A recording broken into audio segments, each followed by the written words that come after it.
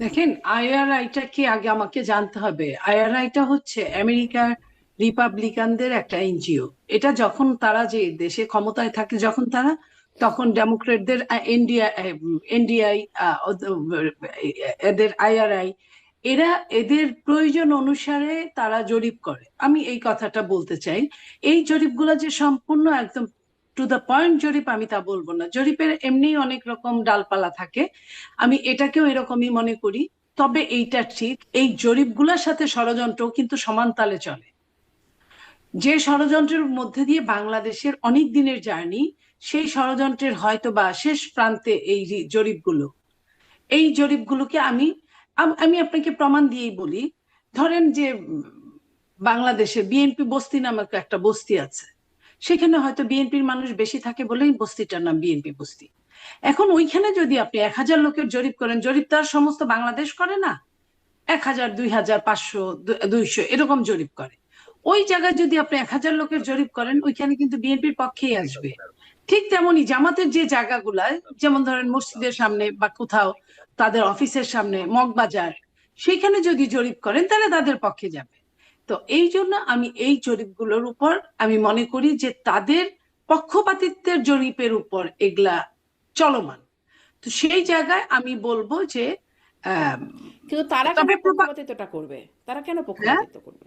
কেন পক্ষপাতিত্ব করবে তারা? শোনেন, পক্ষপাতিত্ব -2 ফর্মুলাটা চলমান এখনো। -2 ফর্মুলার, এটা বিএনপি একটা বড় দল, এখন পর্যন্ত -2 করতে পারেন নাই, আওয়ামী লীগ কেউ না।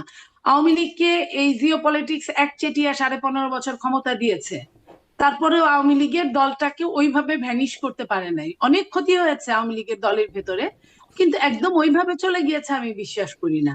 আর বিএনপি কে যত নির্যাতন অত্যাচার করেছিল, পশ্চিমারা মনে করেছিল যে এতে বোধহয় দলটা ভেঙে খান খান হয়ে যাবে। বিএনপি থেকে অনেকবার দল ভেঙে লোক নেওয়া হয়েছে, তাতে কিন্তু ওই ব্যক্তি একজন মেন গিয়েছে, বিএনপির কোনো নেতাকর্মীরা যায় নাই।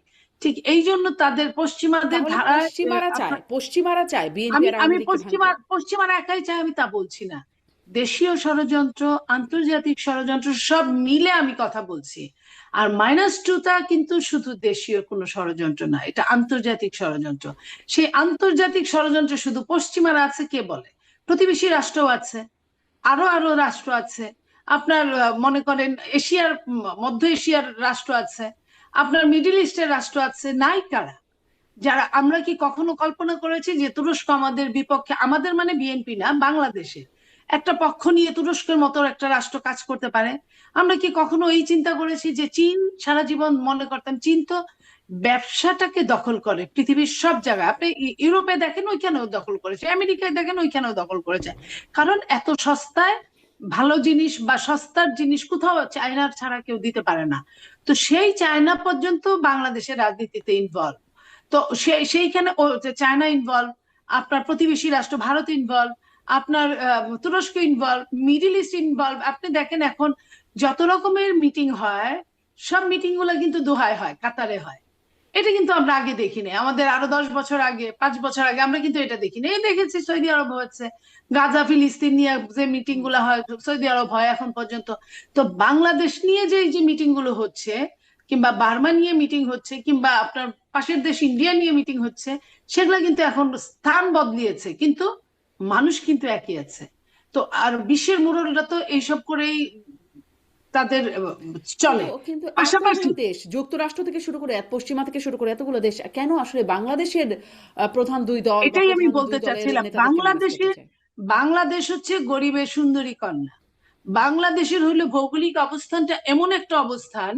আমি আপনাকে বলি যে যখন আপনার পশ্চিমারা, যে আপনার পাকিস্তানে বন্ধুত্ব করলো, পাকিস্তানে বসে বসে বসে বসে আফগানিস্তান ধ্বংস করলো, ইরাকের সমস্যা করলো, তার পাকিস্তানের বর্ডার এরিয়া গুলা, তারপরে কি করলো, পাকিস্তানকে খেয়ে দে কটকটি বানায় বের হলো। ঠিক তেমনি ইরাকের একটা সময় সাদ্দামের সঙ্গে খুব ভালো সম্পর্ক ছিল, সাদ্দামকে দিয়ে এটা সেটা অন্যান্য আপনার মিডিল ইস্টে সমস্যা সৃষ্টি করলো, করে সাদ্দামকে কুইট করে বের হলো। একই অবস্থা লিবিয়ায় গাদ্দাফিকেও আমরা তাই দেখলাম। তো এই একই অবস্থায়, আর মুরলরা যেদিকে থাকে ওইদিকে ছোট ছোট রাষ্ট্রগুলো না থেকে কোনো উপায় নাই, সবাই কেন, কেউ কেউ না বুঝে নিজের অস্তিত্বকে টিকিয়ে রাখার জন্য হয়তো তাদের হুম। সাথে হ্যাঁ হ্যাঁ করতে হয়। অনেক সময় এই যে যেমন ধরেন ভুটানের ভুটানের রাষ্ট্রপ্রধান হঠাৎ করে বাংলাদেশে আসলো, তার তো এই সময় আসার কথা না। বাংলাদেশে তো কোনো আপনার নির্বাচিত সরকার নাই, তার আসার কথা নিশ্চয়ই কোনো সে আপনার কারো মেসেজ নিয়ে আসছে বা মেসেজ নিয়ে চলে গেছে, এরকম হতেই পারে। তো এই জায়গাগুলো আমরা অন্যান্য জায়গায় পড়া এইসব পড়ে টরে আমরা এইটুকু আন্দাজ করতে পারি। আমি কনফার্ম কিছু বললাম তা না, হুম হুম। আমি তার আন্দাজ মানে কি করলাম যেদিক থেকে। আপনার আন্দাজ এরকম যে বাংলাদেশকে এখন সেই কটকটি বানানোর প্রক্রিয়া চলছে?